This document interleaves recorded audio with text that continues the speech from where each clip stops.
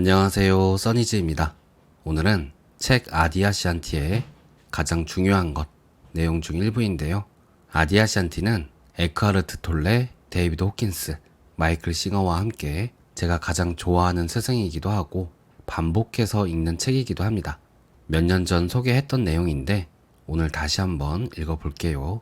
지금 뭘 해야 할지 답답하거나 마음이 이리저리 흔들리고 방황될 때 제가 한 번씩 꺼내 읽는 부분입니다. 당신에게 가장 중요한 것은 무엇인가?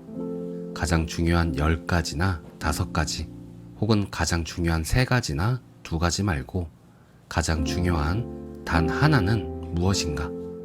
깨어남, 사랑, 평화, 그 밖에 다른 것들을 계속 말할 수 있겠지만 당신의 영적 삶에 대해 그리고 의미를 발견하기 위해 깊이 몰두하는 당신의 일부에 대해 생각해보라. 여기서 의미라는 말은 삶의 의미를 가리키는 게 아니다. 그건 결국 이론으로 끝날 뿐이다. 의미라는 말은 생명력, 생기, 영감, 평온, 기쁨을 주는 것을 가리킨다. 나는 가장 중요한 것이라는 개념에 대해 여러 관점에서 고찰해 보면서 회사 중역, 운동선수, 음악가, 작가, 예술가, 그리고 다른 여러 분야에 뛰어난 사람들과 이야기를 나눠보았다. 내가 기억하는 한 나는 일을 잘하는 사람들에게 관심이 있었다. 그런 사람들은 대체로 가장 중요한 것을 분명히 밝히고 그것을 이루기 위해 역량을 집중하는 능력을 가지고 있었다.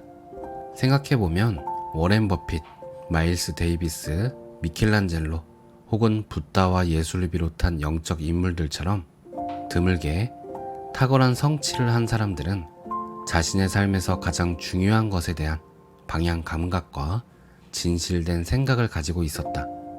붓다에게 가장 중요한 것은 병과 늙음, 죽음의 괴로움이 따른다는 인간의 조건을 알아차리는 것이었다. 그는 이렇게 물었다. 사람들을 위해 이 막대한 괴로움의 문제를 해결할 길이 있는가? 그는 이 물음의 답을 구하는 데 평생을 바쳤다. 붓다는 아내와 자녀, 사회적 지위를 모두 버리고 떠나서 은둔성자, 즉 고행자가 되었다. 우리 대부분은 그렇게 하지 못하지만 그래도 괜찮다. 왜냐하면 다른 사람이 한 일을 따라하는 것은 우리의 잘못 중 하나이기 때문이다. 우리는 붓다가 모든 걸 버리고 떠났다면 나도 모든 걸 버리고 떠나야 한다고 말해선 안 된다.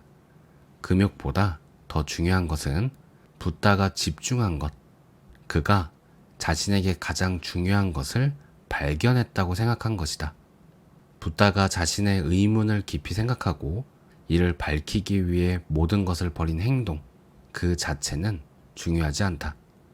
중요한 건 그 물음에 대한 붓다의 반응이다.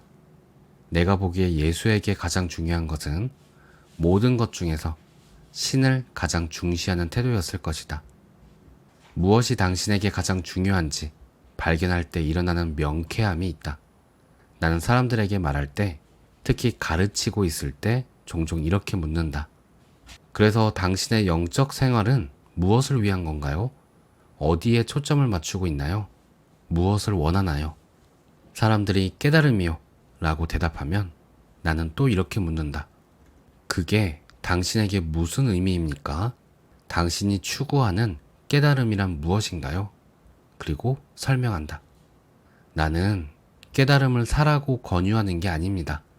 마치 세일즈맨이 약속하듯 당신이 깨달으면 얻게 되는 것을 말하는 게 아닙니다.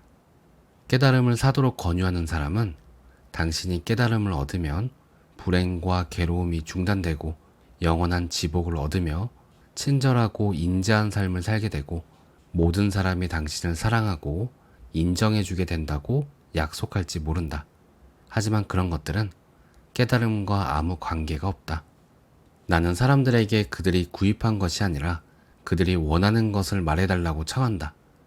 사람들이 자신이 추구하는 가장 중요한 것에 대해 생각한다는 것은 무슨 의미인가?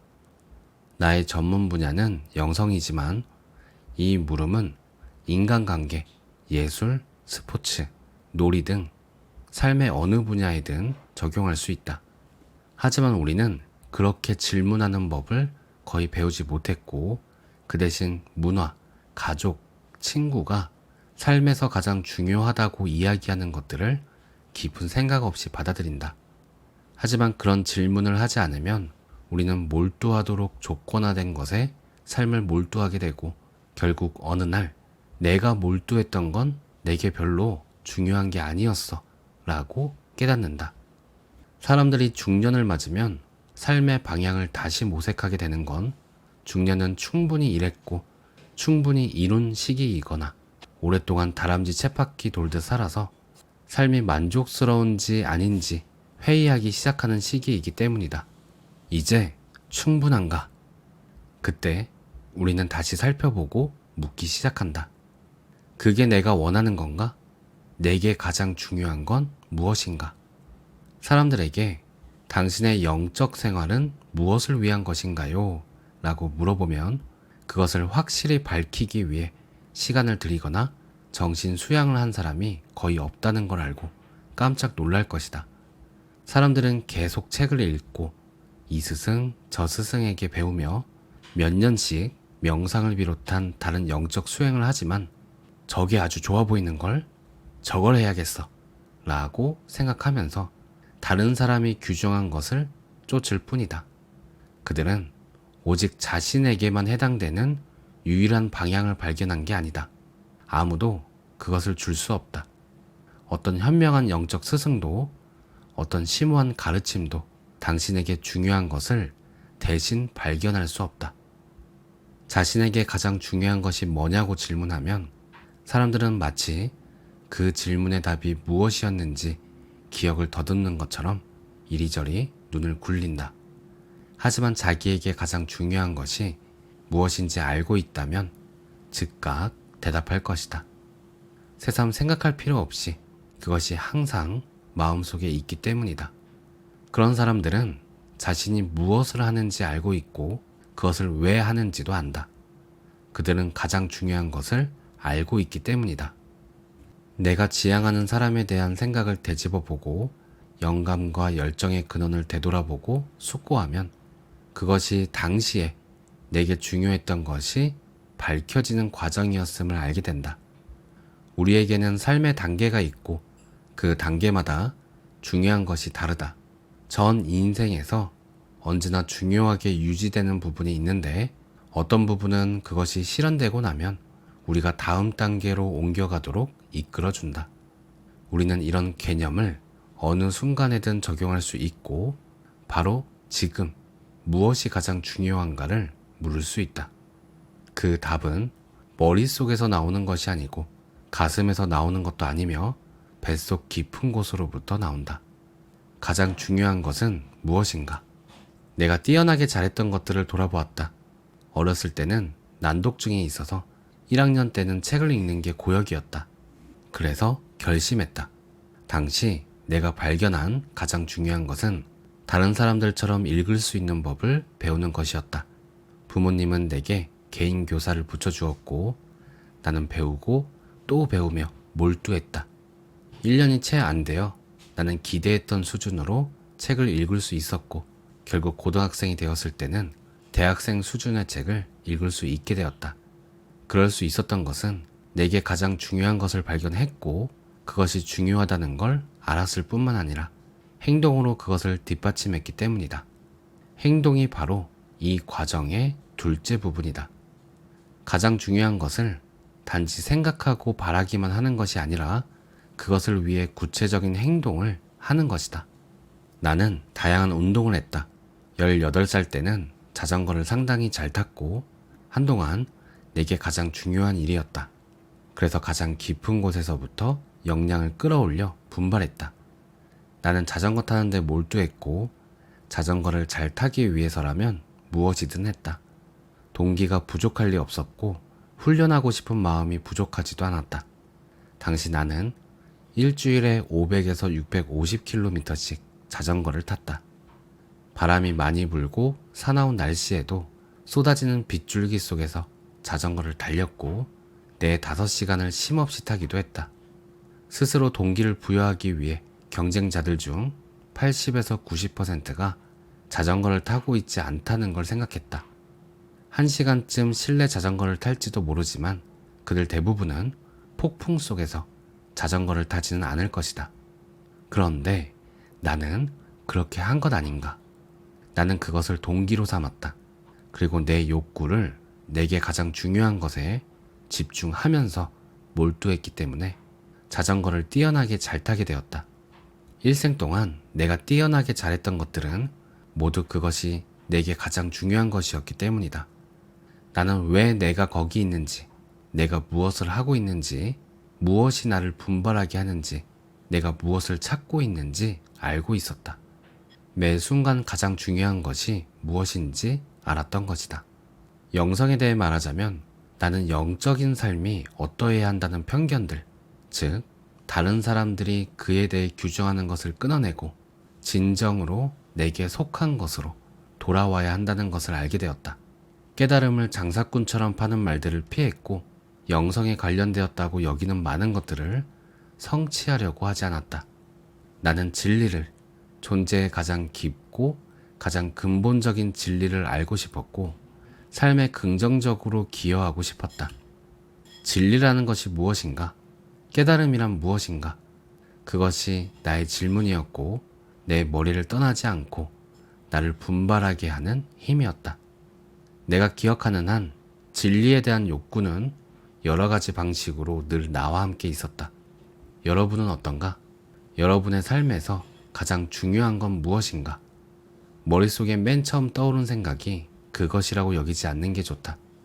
정말 진지하게 탐색하고 심각하게 숙고해야 자기에게 가장 중요한 것을 발견할 수 있을 것이다.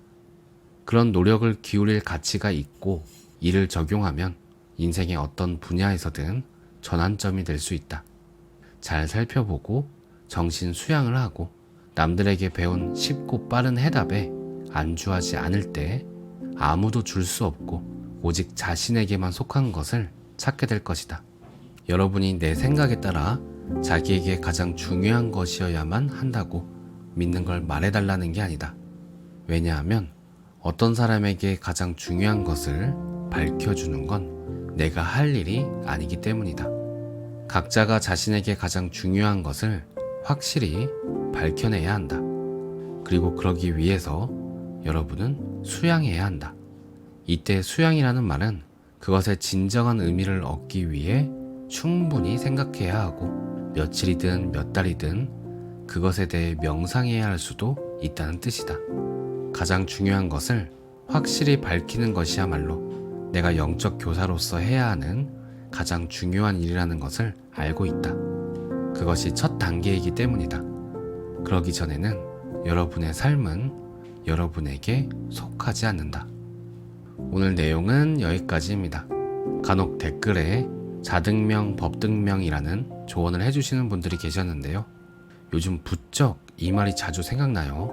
자등명, 법등명이 무슨 말이야? 라고 제게 물으면 저는 자기 자신을 등불 삼고 자기를 의지하라, 진리를 등불로 삼고 진리를 의지하라 라고 말은 할 수 있겠지만 자기 자신을 등불 삼는다는 게 무슨 의미이고 진리가 무엇인지 저는 아직도 모르겠어요. 그렇게 많은 스승들을 만나고 책도 봤는데 아직도 그걸 몰라? 하실 수도 있는데요. 정말 모르겠어요. 다만 모른다는 것을 알았고 지금 제게 가장 중요한 일이 어쩌면 자기 자신을 등불 삼는 것일 수도 있겠다는 느낌들이 느껴지네요. 자기 자신을 등불 삼는 것은 어떤 의미일까요? 오늘도 평온한 하루 되세요. 감사합니다.